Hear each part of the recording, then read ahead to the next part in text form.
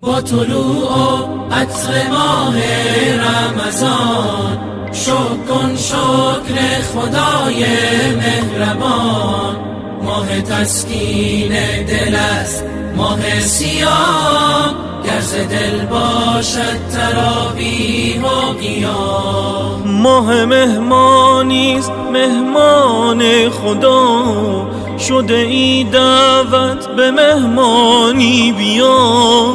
بنشین بر سفره خانه خدا، نوش جان کن از مناجات و دعا. با طلوع عطر ماه رمضان کن شکر خدای مهربان. ماه تسکین دل است، ماه صیام، گر ز دل باشد تراویح و قیام. روز درمان است بر هر جسم و جان، می شود با روز جسمت پرتوان.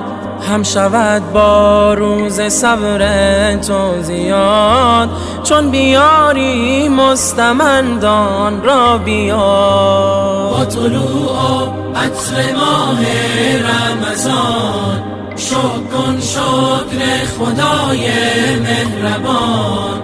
ماه تسکین دل است، ماه صیام، گر ز دل باشد تراویح و قیام. روزداری حکم شرع و سنت است، جزو رکن دین برای امت است. 11 ماه غرق بودی در گناه، فرصت است 1 ماه که برگردی به راه. روزداری حکم شرع و سنت است، جزو رکن دین برای امت است. 11 ماه غرق بودی در گناه، فرصت است 1 ماه که برگردی به راه.